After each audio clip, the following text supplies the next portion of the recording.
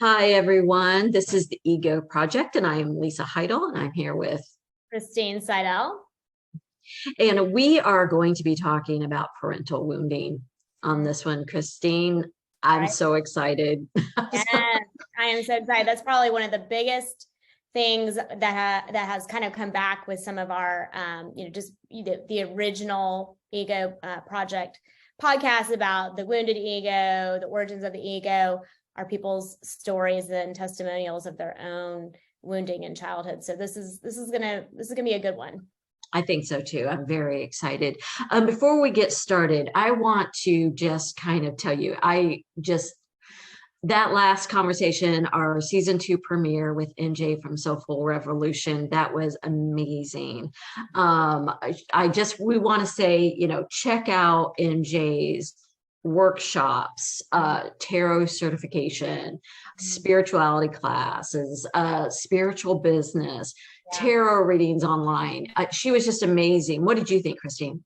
I thought she was great. She is like the embodiment of her own energy, like you could totally just sense that and really just kind of a connection of like an intuitive space. And what I loved about it was like, it was her own manifestation of it. It wasn't like, this is what a spiritual person is supposed to sound like or look like. It was just like her authentic self. And so that really resonated. And as I've looked at, some of the comments on the YouTube and podcasts, that's what people love about her. So if you're looking to connect and really just work with somebody or learn from somebody that is really authentically the embodiment of their own intuitive nature, she's your girl. So I so agree. And I love that she was so transparent about the ego wounding and healing work she's done.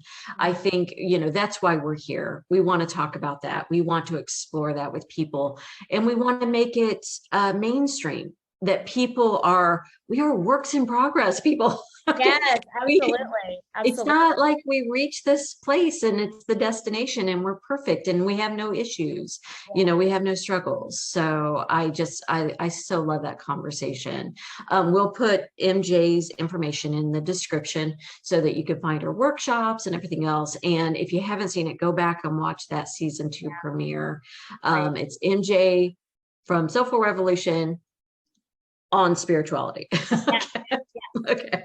Okay. Now, without further ado, let's jump into this. I'm going to share a little bit, Cristine, about where I am, because we told our listeners and viewers that we would tell where we're at when we're traveling, and also why I'm here, which completely ties in with our topic today with parental wounding.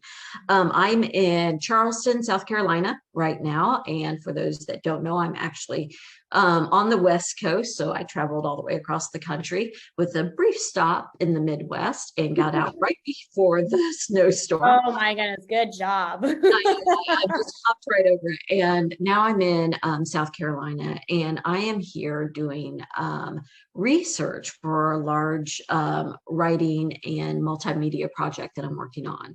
And it's all about ancestral clearing and healing. And what a coincidence, right? That this topic came.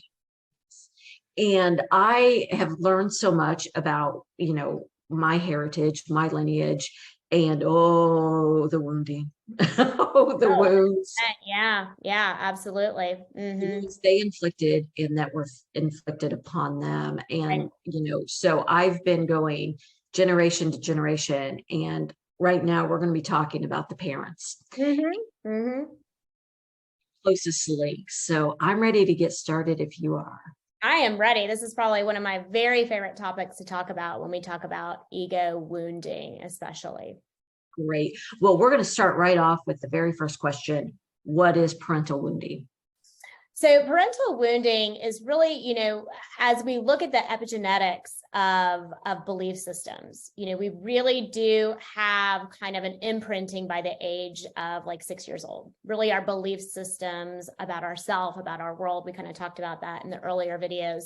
And, that imprinting comes from those that are influencing our environment, which, in utero, right, could even be the genetics of, what you're talking about, some of that ancestry type of wounding. And then upon birth, from birth to age 6, our caretakers are the ones that are imprinting those belief systems that are stored really in our nervous system.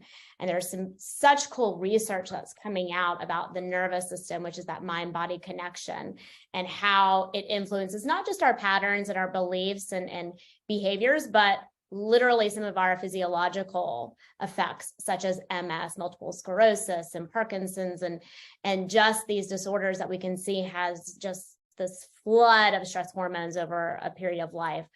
So parental wounding is really going back and looking at, those early influences that we're doing that imprinting on our belief systems. And, we understand that not everybody has the same, family origin story, so there are other people that are influencing the imprinting, but organically and biologically, that visceral parent-child connection imprints, whether a child has been adopted and they have, adoptive parents, or whether they, have absent parents, whatever it is, there's imprinting based upon, those caregiver roles, which is the mother and father organically.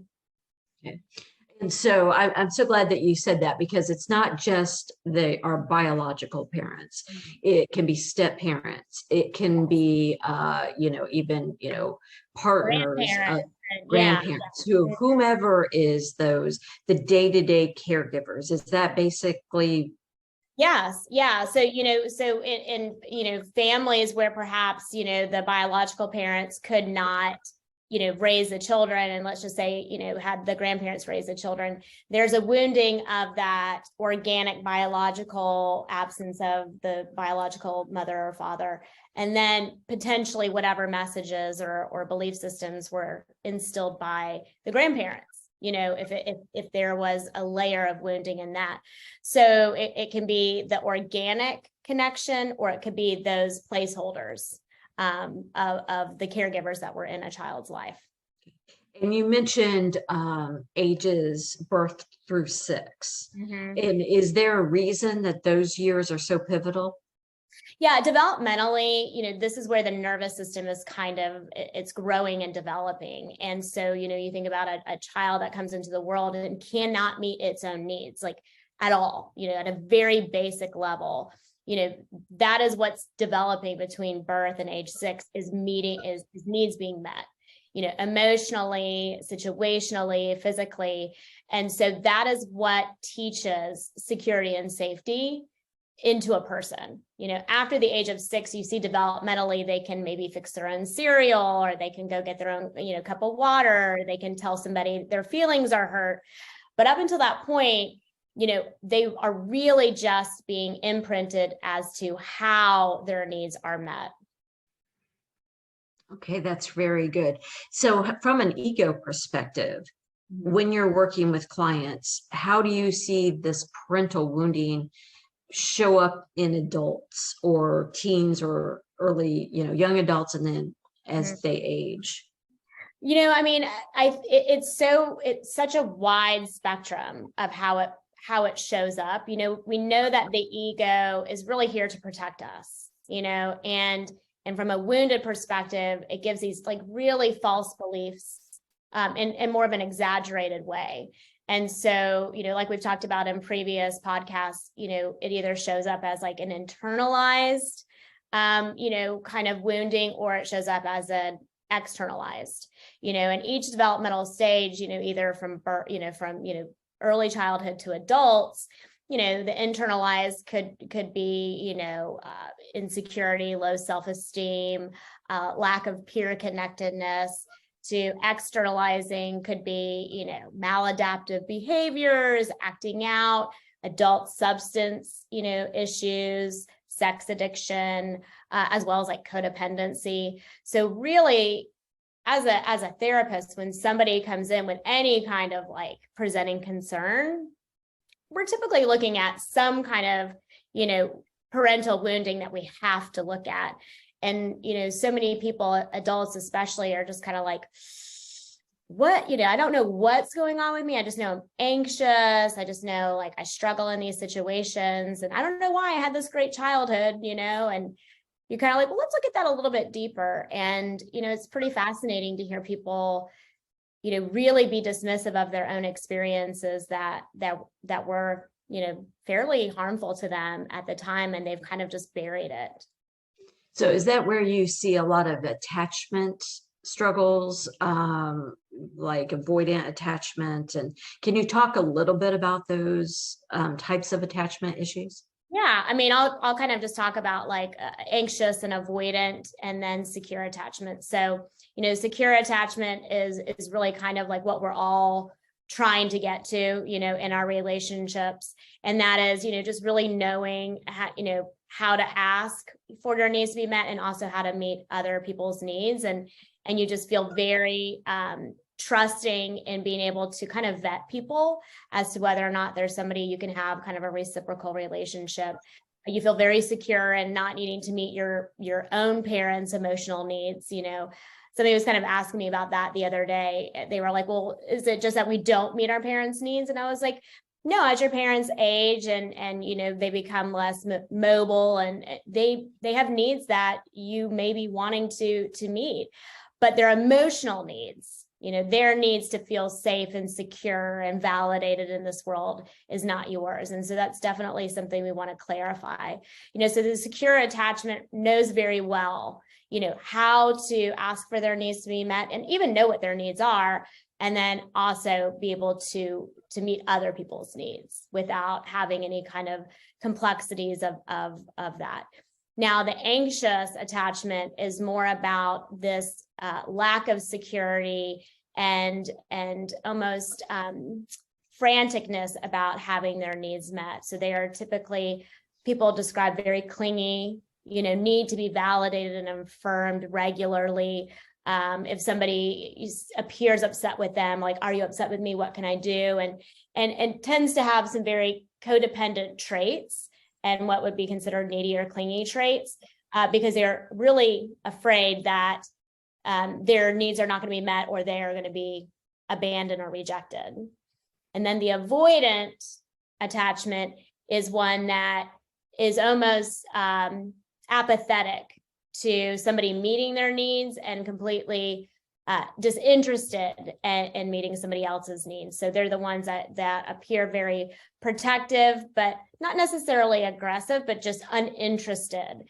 And oftentimes what we find is this anxious avoidant combination as we move into like kind of adulthood, where you have somebody who, seems kind of like detached, and the other person is desperately trying to get them to affirm them, and you get this anxious avoidant attachment. And then we have kind of amongst those kind of a spectrum of a combination of those. And, we can be avoidant, but still be closer to secure. And we can be anxious, but still moving closer to secure. So like I said in previous podcasts, it's all a spectrum. And I think we could probably recognize a little bit of all of that in ourselves for sure. Well, and that's always the question, right? Because we reach adulthood, and part of being an adult is being accountable for your own choices, and, making good decisions for yourself. And, pointing a finger at your parents seems kind of immature, like you're not growing up, but this is important stuff. Mm-hmm. This is how all of this was established. Yeah. So I'm going to dig. I want to throw out some things that I have questions about, as well as that have been posed to me. And I'm going to, one, if you're an adult, and, of course, there's a spectrum of wounding and trauma that people have gone through. That doesn't mean, that, your wounding isn't important. It's just there's a spectrum to the point where, severe abuse all the way to, maybe you weren't allowed to have a voice in your home. All of that is important because it's important to the individual. But there is a spectrum to that. So we're going to try to, cover a large bit of ground here. So let's say that you are struggling as an adult to form strong attachments to people, and you have a feeling that maybe some of this started early. Maybe, you see it with your parents, maybe they had not a good marriage, or maybe there was early divorce, and you want to explore that, and you've gone to therapy. How do you bring that up to your parents? Do you need to go back to the parent? That's one question. Yeah, I mean, man, that's some heavy stuff, because, when you kind of become aware of really the origin of what's going on here, and when I'm working with clients, I'm like, you can see the patterns, you can see that familiar pattern, because, the ego loves what's familiar to it, because that feels safe, whether it feels good or not, it feels familiar, right? And so you can really see people's patterns. And as an individual, look at your patterns. What do you see continuously kind of showing up in relationships? And that, it doesn't mean just intimate relationships. That could be friendships. It could be work relationships. That pattern will surface in some way, shape, or form. So when adults become kind of aware of it, they're like, well, I could never go talk to I know what I would call my dad, and I would say, hey, this is, and he'd be like, okay, son, well, I gotta go. Your mom's calling, right? Like, a lot of adults will already know what kind of that response is. And that just kind of goes to show like how deeply rooted that wound is they are already protecting themselves from the response. Now, some parents are open and available for reparative work, but a lot of them aren't. If we're still showing up in adulthood with a lot of unresolved stuff, it's because, that parent-child relationship really never evolved kind of from where the wounding is. So, do you have to go back to the parent? No, you don't. I mean, really, parental wounding is really about reparative work with self, and almost, people have probably heard reparenting yourself, being the parent to yourself that you really needed. Because sometimes going to your parent and looking for reparative work actually does a little bit more of that rewounding. But some people really do want to honor, like, this was my experience, and I need to be able to say it to you. And for those individuals, you have to do the work to really be able to be like, regardless of whatever the results is of this, I'm still okay. I'm doing this for myself, and not because I'm needing a response from that parent other than whatever they organically are going to have. As we progress through the conversation, I want to return to that idea of parental fragility, because I think, once again, that's caretaking of the parent, right? When you're worried about their response, you're worried about their feelings, but there is some growth there. And, sharing a little bit about my experience.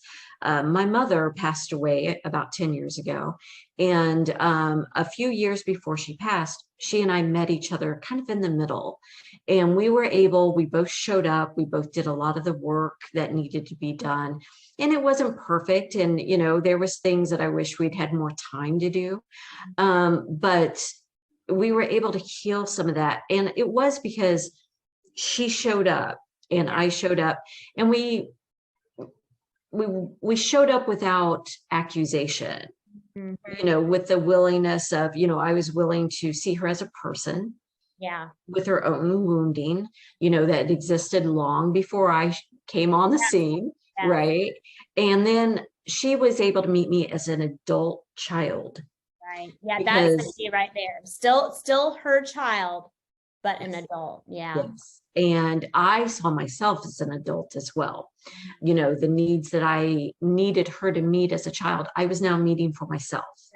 Right. Yeah. And that reparenting that you mentioned, I changed my self-talk. I speak to myself as I would a beloved friend. I'm very aware of my inner child and that healing. I check in with her regularly.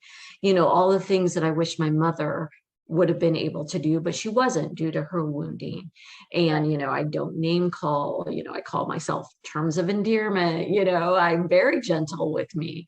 And, and it's a very conscious act to do that. And so I kind of want to talk about that. How, how do people show up because, the people who aren't showing up in your office, they're doing their work or maybe not Yeah. doing their work, depending. Yeah.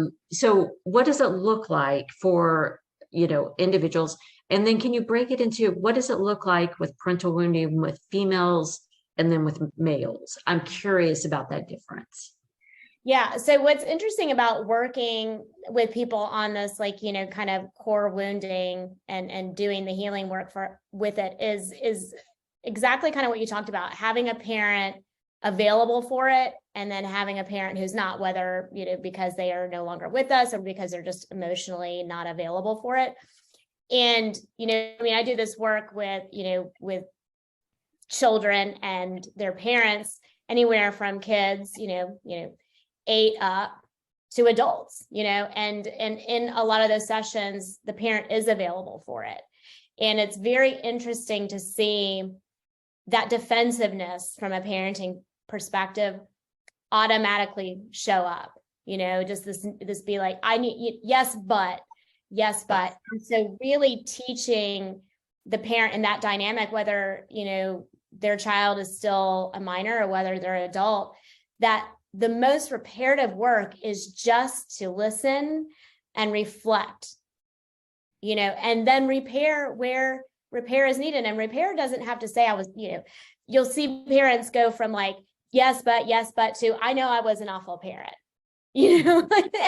and so just that ego fragility of like sitting in this space that all it really takes is that parent to just tune into what the child is saying and attend to witnessing that feeling, and so watching that happen, I have to be very careful as like kind of the gatekeeper to the client, is if the parent can't do it, then we kind of have to stop at that place and really just do that work with the individual. And so that's kind of, the dance with a parent that's available, but we have to navigate it with real skills, to, the opposite of that is a client whose parent is not available for it. And for, a lot of times when the parent is not available for it, the client goes in there and is very dismissive of the wound, at first, and is kind of like, yeah, but, and, it's not like, they beat me, or it's not like, I didn't have food. And they're very protective of almost that parent-child relationship. And as a therapist, you almost act as this reflective parent for them, just to model that attunement and being attended to where they can start doing it themselves. And kind of a fascinating session I had recently was that as it was a minor client, and the mom was available, and I know she wanted it, but that fragile ego started getting defensive, and the client kept looking over to me, like needing me to attend in that moment, because that was such a vulnerable space, and, I had to, in a way, guide and model that attunement, because it's in our own wounding, that's really hard to give in such a vulnerable space where we're being looked at a very visceral place of a parent, So, so that, that's kind of like the work, when a parent's available for it, is just, it's very gentle, and the dance is very simple, but protective. And then without the parent, you really need to have a reflective space of somebody who can show you what that looks like, so you can do it for yourself. And that could be a coach or a mentor or a therapist, but somebody who really knows what reflective kind of parenting looks like, and, tuning in and attending. Now, how it shows up for men and women is, it's similar, but totally different. And, really it goes into kind of the masculine and feminine energy. And I know, for some listeners that might be either new vernacular or kind of like cringy vernacular, because we're kind of gender aware now. You could also consider it kind of receiving and initiating energy. The feminine energy is the energy that receives, and the masculine energy is the energy that initiates. And, but for this conversation, I'll kind of talk about masculine and feminine. So, the feminine is the mother, kind of the mother wound. And so from a mothering perspective, what a child receives is love and nurturing and care and just this like loving outpouring energy that is to fill the child up, right? And not in an ego inflating way, but just in a very attending way, right? So that's the receiving energy. And then on the other side, the masculine energy is more of the giving energy. So that's the energy of protecting, cherishing, just really kind of like, not like giving as far as in the same way that a mother love does, but more of a protective provision way, So the feminine is more of the child's ability to receive love, to receive care, and the masculine is the child's way of being protected, of being provided for. So those are kind of the parental care that children are supposed to receive. And then how the wounding occurs is for a child, like when the feminine energy is supposed to be like pouring love or whatever, the child may not be getting it either because the parent's absent or maybe self-involved or dismissive or passive or whatever it is, right?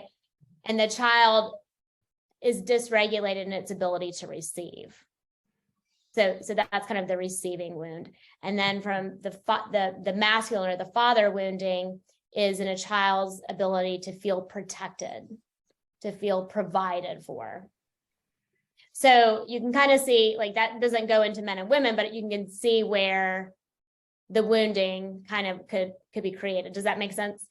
It does. And for clarity, so, for our listeners and make sure I understand what you're saying. So we have both feminine and masculine energies inside of us. Right. Given by our parental energies. Yes.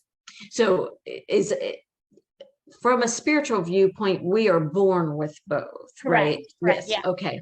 And so let's say that, like you said, using the feminine energy, withholding, self-involved, unable, their wounding is unable to give that nurturing. Will it show itself as someone who will crave it and vice versa? Right. So if it's masculine, you didn't feel protected, you'll feel like you can't protect yourself. Am I accurate about that? Am I close? Yeah. And I think you did a great job of saying, hey, so when you are born, when you're created, you have both that masculine and feminine energy, right? And our parental energy, the mother being the feminine and the father being the masculine, they're the ones that kind of reflect how to use it or how to work with it, right? So from the feminine, because it is the nurturing, the loving, we are from our feminine energy receiving all of that. So if there's a disruption in the ability to love, to nurture, to support, to forgive, that's a good one too, to forgive, then the child will have a disruption in that being able to receive. So it's like either doesn't know how to receive or is desperate to receive. So you can see how that can turn into the internalizer and the externalizer, right? So in order to receive, you have to see yourself as someone worthy of being given to. And if your main caregiver, feminine, when you say female, but the feminine energy you did not perceive yourself as worthy from them, then it's the cyclic thing, right? You want it, you crave it, maybe you chase it. Correct. Yeah, that would be the externalizer. Yep. But then when you receive it, you'll reject it.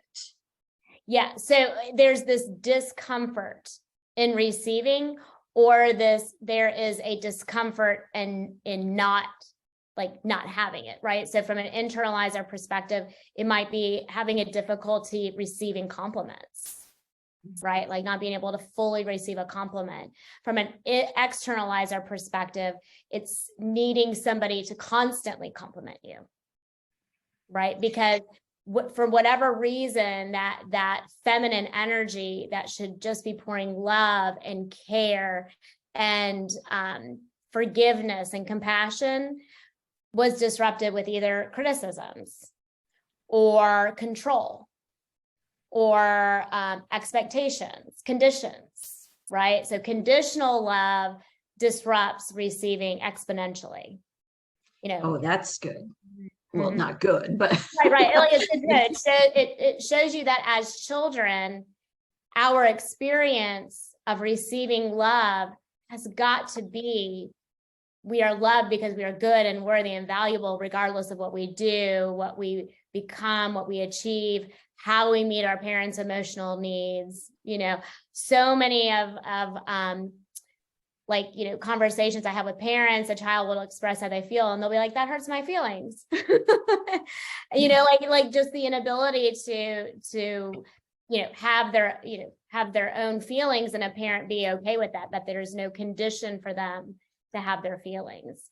So that is the mother wound, so to speak. So when a child, when there are disruptions to being able to receive love, then it shows up in the internalizer, externalizer ways of receiving. Oh, that's so good. And now I'm going to go ahead and let's do that for the masculine energy. That was a great explanation on it. Now, the masculine energy in our cultures, it's about, like you said, being protected, being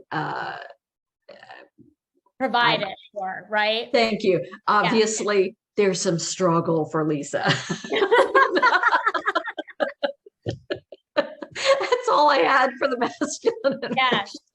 So all please, ears, right? All ears. Please give it to me. Okay. So I think it's good to note when we didn't get the energy that we needed in childhood, we overcompensate for it, right?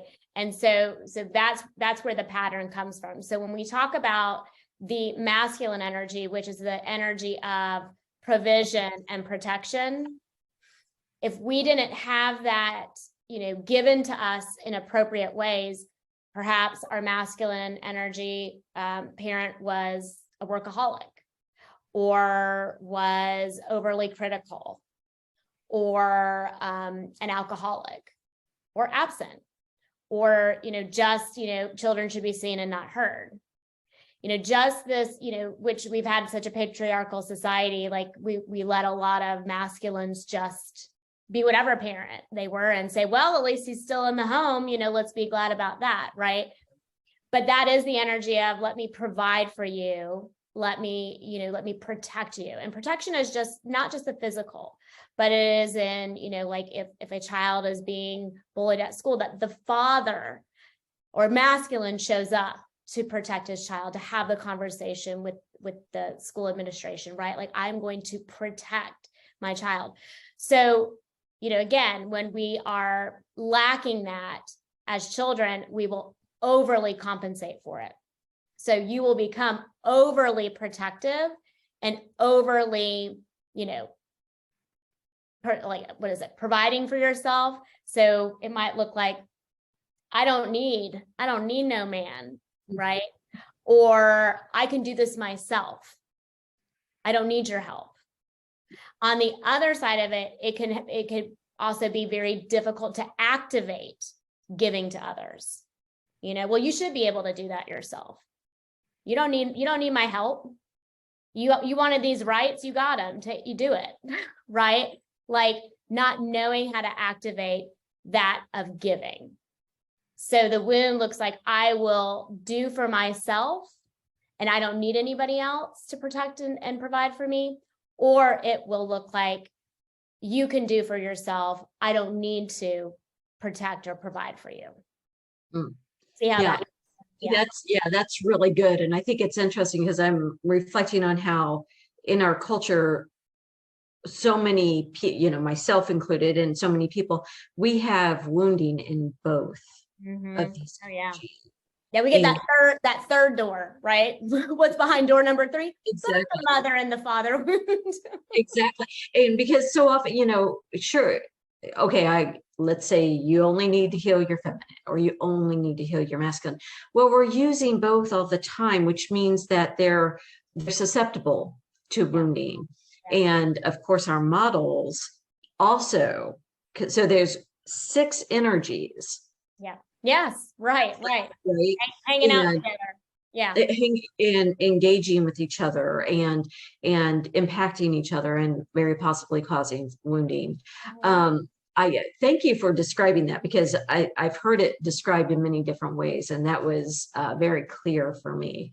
I am, hyper independent. Yes. Yeah. My father passed away when I was 15.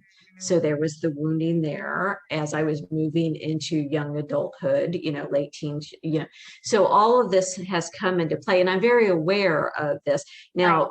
But being aware and healing is very different. So can we talk a little bit about, let's say that someone's listening and they're like, ding, ding, ding. I recognize myself in, what they're describing. What is the very first thing that they can do? And then how can they start that healing path? Yeah, I think that's, I always love, like, it's so cool to talk about things, but what do we do? It's always my favorite, like in therapy, they're always like, so what's the solution? How do I fix this? And I think that that's something we should always, leave on, steps to take. And I think we should definitely, and we talked about this in our last podcast with MJ, we definitely have space to go into talking about the masculine and feminine energies and our disruption of them as we've kind of gone through life. But the parental core wounds, we always look at the pattern, awareness, acceptance, and action, So being aware of patterns of something, either listening to this or reading something, if it's starting to trigger something, be like, that kind of sounds like maybe what's going on with me. I have a really hard time receiving, or maybe I'm always expecting people to constantly pour into me, or maybe I'm hyper independent, or I expect people to be independent. If those patterns are becoming aware, that's your first indicator. Let me lean into it. The second piece is acceptance. Let me accept that my parents were not perfect. Let me accept that my wounding is valid, even though it wasn't a big T. I do have little T trauma. It hurt to be criticized all the time.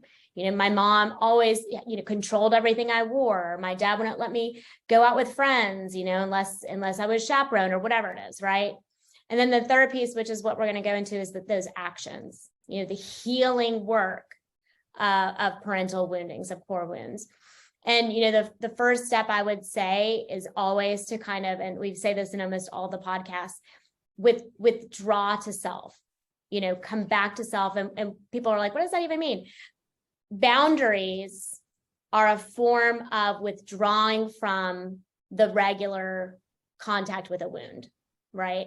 So whether that's with people or whether that's with patterns, withdraw and have a boundary there to be able to say, okay, I need to take a moment to put this boundary here, put a barrier to the consistent wounding, the neural pathway that keeps playing itself over and over again, so that I can withdraw to self. And withdraw to self means, start acknowledging what these actual feelings are without judgment. Our practice just had a whole week on like having non-judgmental feelings and emotions. Journal, hey, this is what I'm feeling today. I feel really lonely. I feel really hurt. Allow those to actually say something without any kind of judgment, around it.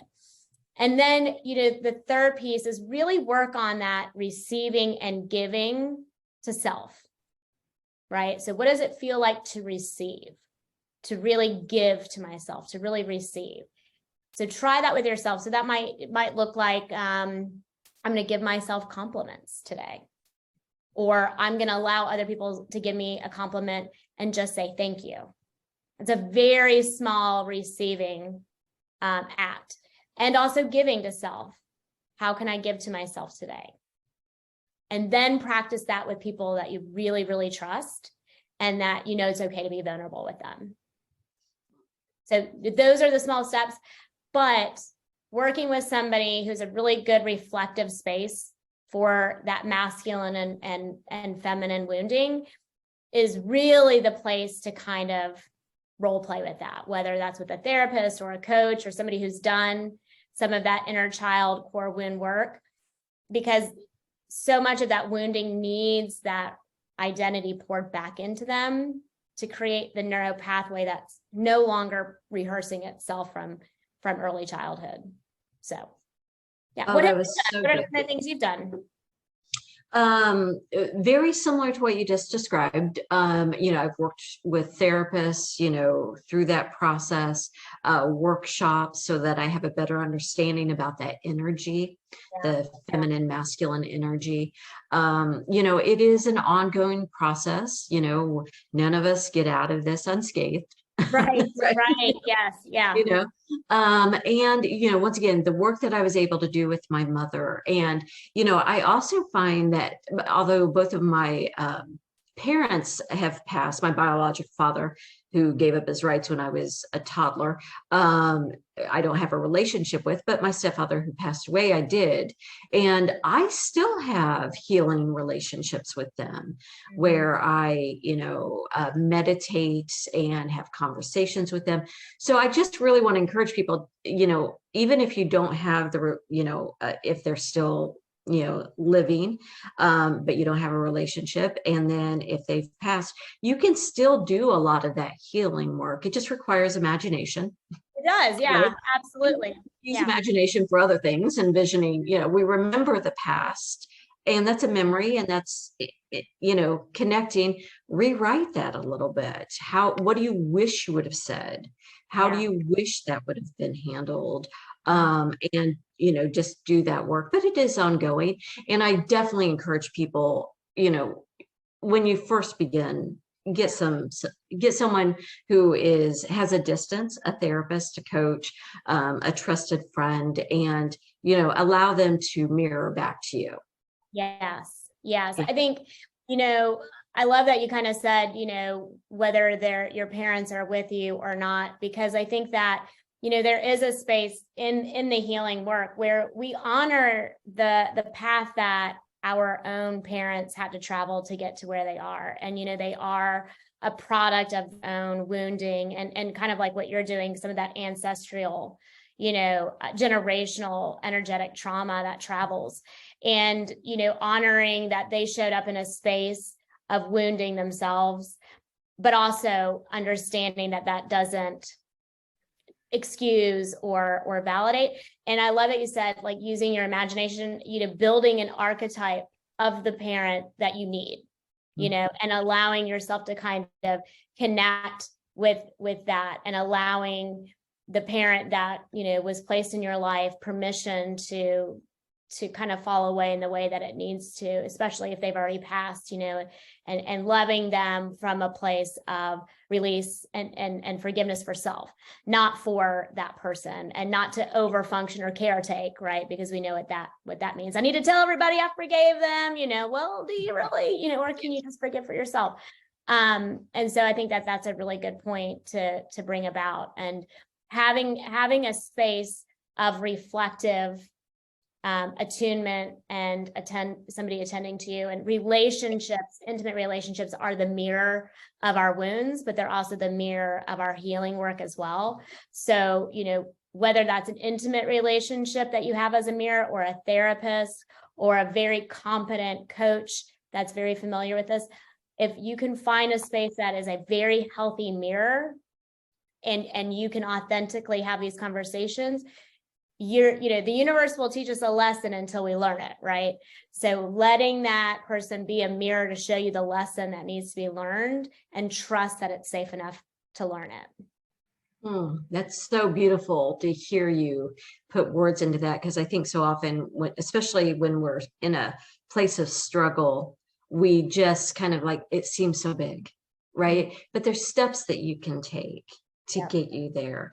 Now, and I also want to, reiterate, the work that I do, it's not, well, they're gone, Yeah. Oh, right. I mean, I hold them accountable for the wounding, that I and my siblings have endured, but I can still love them, right? That's the beauty of parenting, right? You get that unconditional love from your child, even if you don't.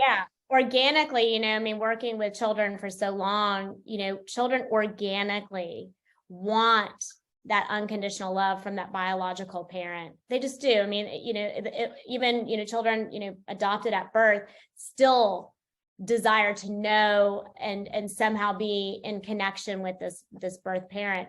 And so that's okay to feel that. And it's okay to work through that from a place of love. It doesn't take away from anything else. And it doesn't give permission for the wounding to continue or that it was okay. You just get to a place of acceptance and what we talked about with MJ, radical acceptance. On the other side of that, you get to see, how can I move forward for myself? Well, I have this question. Now, we've been talking from the child to parent. So let's say that you are a parent and you recognize that, you fell short, you had your own wounding that got translated and handed down to the next generation. And we talked a little bit about, parental fragility. Yeah. Where, that fragile, because so often, I mean, what is it? We judge ourselves by our intentions, but other people, we judge them by their behaviors. Correct. Yeah. Right. So right. The parent is looking at their intention. I've yet to hear a new parent go, my goal in life is really to mess up this child. Right. Come on. I'm an achiever. No one says that. They have the best intentions most when the child is born. Right. Yes. And so can we talk a little bit, let's say, you're a parent, your child comes to you, especially adults, your adult child, because that's typically where the work begins, right? And if early intervention is not created. And so how can they not be parentally fragile? Right. Yeah. And embrace it. So I'm going to let you walk us through that, because there's parents out there, they're like, ooh, yeah, I've been too fragile. Yeah. Yes. Well, I think that's a great question, because we just kind of talked about how intimate relationships are kind of these mirrors for our wounding and our patterns.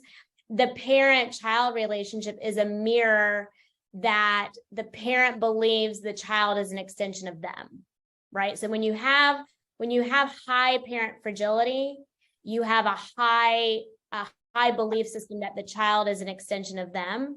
Therefore, if the child is lacking in any way, it means they're lacking, right? And this is where a lot of parent-child relationships get so off course, is the parent cannot allow the child to be their own autonomous person and not make meaning of it about them, So if you're in a space where you're kind of like, I really think that I need to be available for this conversation, or I might need to initiate this conversation of like, hey, I'm recognizing that I did these things while you were a kid, and I'd really like to make repair for them.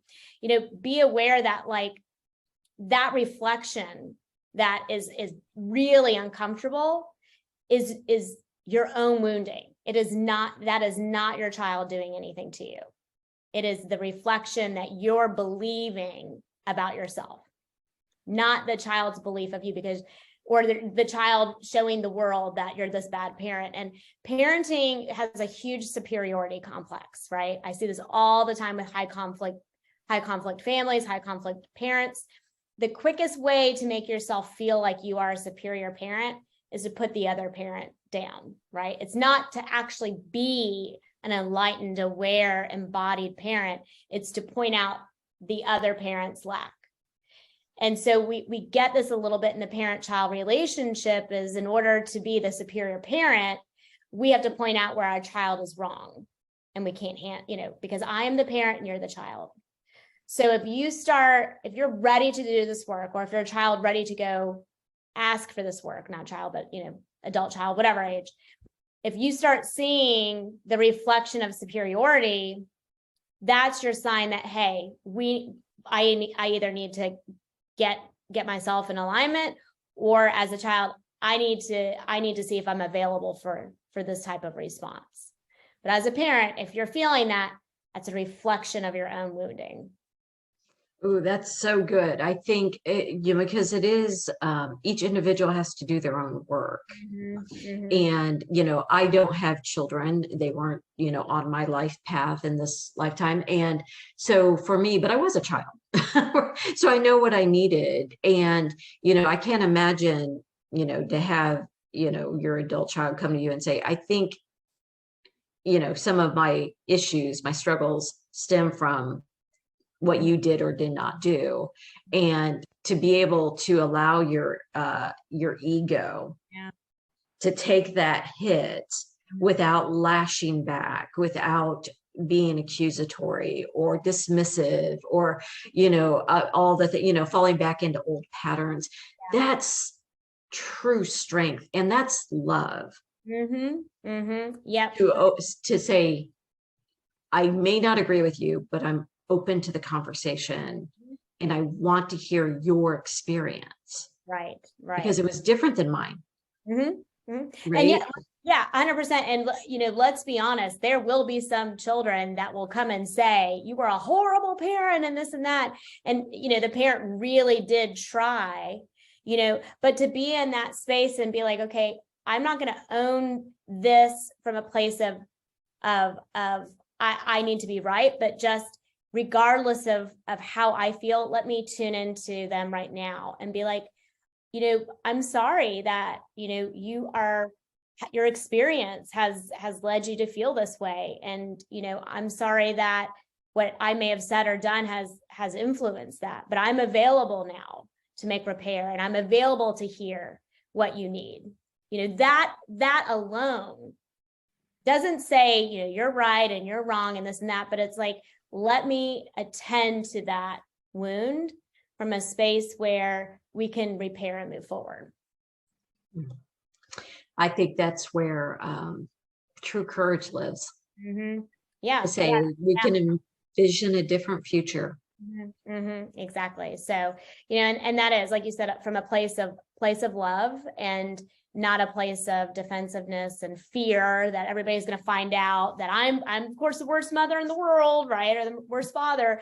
But just that there's probably something that needs to be cleared up, because we adults live in an adult world. We're in our heads, we're distracted, we're working, we've got, families and children, and we're not always aware of our child's experience. But when the whirlwind is kind of stopped and a child says, hey, we just have to tune into that and attend to that child. Oh, thank you. I see a part 2 with this. I think there's going to be, there's more. Like maybe a mother wound segment, a father wound segment, because they do, for men and women, or the masculine and the feminine, they do show up oftentimes, and we talk about it in a kind of slang way of like daddy issues or a mama's boy. So there is a lot to talk about with each one of those parental wounds that I think our listeners would be really kind of interested in, and really could guide them to a path of kind of breaking some cycles and patterns. Oh, I think that's so good. All right, we're going to go ahead and end today, Cristine, unless there's anything else you'd like to offer. I don't think so. Again, if there is anything that you listeners would like to hear more about, we've got some great guests lined up over the next few months. But we're always listening and looking for what it is that you'd like to hear about. And also maybe some of your own stories and or testimonials. Of course, you don't have to share on the public platform, but we've loved hearing and reading the DMs about how things have related. So, we're always wanting to interact and listen and talk with our listeners. So, oh, definitely. Okay, everyone. If you, like Cristine said, share your experience if you're comfortable, your wounding as well as your healing. I shared a little bit about my own, healing with my mother, and, so please know it's not, you can do it. You may not have the opportunity, but it's open. It's an option. Go ahead, like and subscribe. We love seeing you popping up in part of our subscription and liking. And everything that you need to know will be in our description. We're also going to add MJ stuff in there, like I said, because we want everyone to go join our workshops, be a part of that. It's very exciting. All right, Cristine, as always, it's such a pleasure talking with you. And thank you for your insight and your knowledge. And you're just such a font of information and, growth and healing. So thank you so much. Thank you for sharing, some of your own perspective. I know that's a vulnerable place, so we appreciate it. It is, but it's getting easier. Yeah, as you age, it's a little easier. What are the benefits? Exactly. All right, everyone. We will see you next time. Until then, take care of yourself and keep healing. That's right. Thank you. Bye, everyone.